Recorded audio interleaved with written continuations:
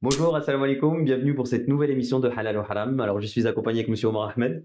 Assalamu alaikum. Wa alaykoum salam wa rahmatullah Fatih Saheb. Comment allez-vous? Ça va, alhamdulillah. Alors, on Ça va fait aborder. plaisir de vous revoir après tant de halal ou haram Ah, pour nous. écoutez, espérons que ce soit pas fini. Inch'Allah. Alors, on a un très beau sujet aujourd'hui, Oui. le métissage. Ok. Alors, première question, définissez-nous le métissage déjà. Le métissage, de quoi on parle? On parle du métissage de couleur, métissage de religion. Dans tous les cas de figure, Le métissage en général, la définition générale du métissage. dans tous les cas de figure, l'islam, le credo de base, c'est l'unicité divine. Et qui veut dire, autrement dit, le fait de croire que Dieu est un. Et de cette unicité divine découle l'unité de la communauté humaine. Savoir que l'islam nous enseigne que la diversité des couleurs, la diversité des races, des cultures, n'est qu'un moyen d'identification, mais qui n'empêche en aucun cas le mélange, la mixité, en fait, le brassage en fait, ethnique. Bien au contraire. C'est un grand encouragement à, au partage, à la solidarité, à la fraternité que lance l'islam dans la diversité. Très bien.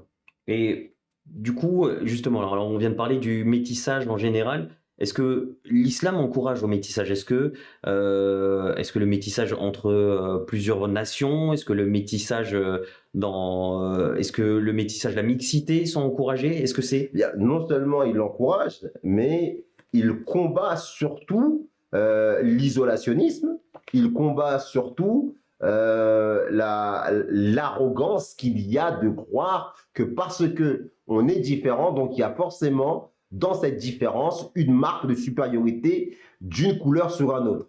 Et sur une autre, pardon. Et par rapport à cela, lors du dernier discours d'adieu du Saint-Prophète, sallam, l'enseignement islamique est devenu explicite, où le Saint-Prophète Mohammed sallam, de cette superbe allocution, il a dit en des termes sans aucune ambiguïté, de manière très claire, qu'un noir n'est pas supérieur à un blanc n'est pas supérieur à un noir, vous êtes tous frères, vous êtes égaux comme les mêmes d'un peigne. Et de même que le jour où il a dit cela, c'était le jour pendant le mois du pèlerinage, même que le jour du pèlerinage, la terre du pèlerinage est sacrée, prendre la vie ou dénigrer l'honneur d'un autre homme est aussi grave que de violer la sainteté de ce jour, de ce mois, et de cette terre dans laquelle il a fait ce discours. Donc il a mis l'intégrité de l'humain, de l'individu, au même niveau que la sacralité des choses les plus sacrées en islam.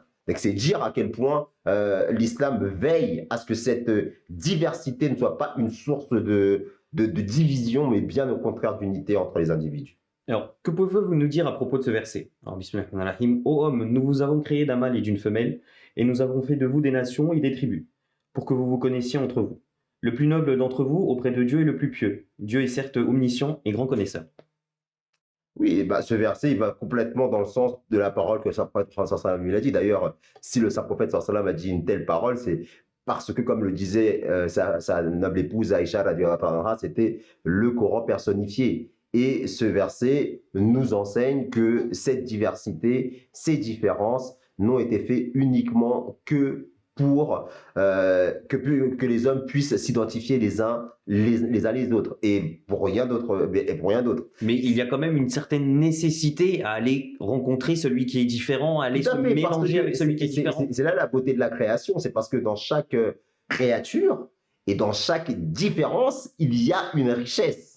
Et d'ailleurs, on le voit à notre époque de multiculturalisme, cosmopolite. Il y a de plus en plus de mélange, il y a de plus en plus de brassage ethnique. Les gens sont de plus en plus intéressés par ce qui est différent. Les opposés s'attirent, comme on dit. Eh bien, on va voir chez certains qui sont plus intéressés sur des aspects qui culturellement n'ont pas d'importance chez d'autres, et vice-versa. Si bien que des qualités qui ne seraient pas dans certaines couleurs Je parle au niveau culturel, hein, j'entends, le ce qui est chez d'autres, et vice-versa. Et ce brassage en bonne intelligence, eh bien, ne fait qu'augmenter la richesse culturelle. Et ensuite, ce qui sort de ce type d'union est déjà très beau physiquement. C'est vrai que la couleur métisse est souvent très belle, hein. C'est souvent de beaux humains qui sortent de ce métissage, rien que physiquement parlant. Et si l'homme comprenait véritablement la richesse qu'il y a dans cette différence-là, eh bien, cette beauté physique, elle ne ferait que refléter la beauté morale, spirituelle, liée justement à ces différences. Alors, justement, alors du coup, vous personnellement déjà, qu'est-ce que vous pensez du communautarisme? Et deuxième question aussi dans le même temps, le communautarisme, en quelque sorte, des fois on est obligé de le vivre, on est obligé parce que forcément on fréquente forcément les gens qui nous ressemblent le plus.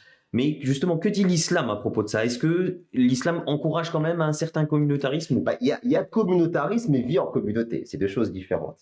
D'un côté, on dit les opposés s'attirent, mais qui se ressemblent s'assemblent aussi.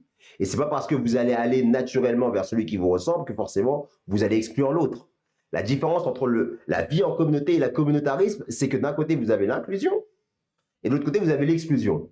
Vous pouvez être ensemble avec des gens qui vous ressemblent, ça vous renforce dans votre identité, et fort de votre identité, vous avez complètement le loisir d'aller voir l'autre et échanger avec lui. L'islam ne nie pas que chacun d'entre nous a une identité. Mais à partir du moment où on comprend que c'est pas parce qu'on a une identité différente qu'on doit exclure l'autre, alors on est dans l'esprit islamique. Mais si aujourd'hui notre identité, notre différence nous pousse à rejeter l'autre, alors là, on s'est extirpé de l'idéal islamique. Le saint prophète Mohammed, de son vivant, il y a des Abyssiniens qui ont accepté l'islam et qui avaient de grandes responsabilités. Vous avez même des Grecs aussi qui ont accepté l'islam. Vous avez des gens qui sont issus de l'Empire byzantin qui ont accepté l'islam. Et le saint prophète Mohammed, on dit même que des fois, il a fait le tablir à des personnes, donc il a transmis le message de l'islam sans avoir même besoin de parler, uniquement par geste et par son attitude, son comportement, son avenance et son sens de l'hospitalité ont traduit par la pratique ce qu'il y avait dans son cœur. C'est bien que les gens ont été attirés par l'islam de cette manière-là. Et combien de pays non arabes ont accepté l'islam alors qu'ils ne comprenaient pas un seul mot d'arabe? Parce que justement, ils ont découvert dans l'attitude, dans l'intégrité des personnes qui venaient à eux, quelque chose qui était universel. Et c'est dans cette universalité qu'ils se sont reconnus. Et c'est comme ça qu'ils ont embrassé la religion de l'homme, à savoir l'islam. Jazakumullah, merci pour toutes ces explications. À très bientôt. Assalamu alaikum. Wa alaykoum salam.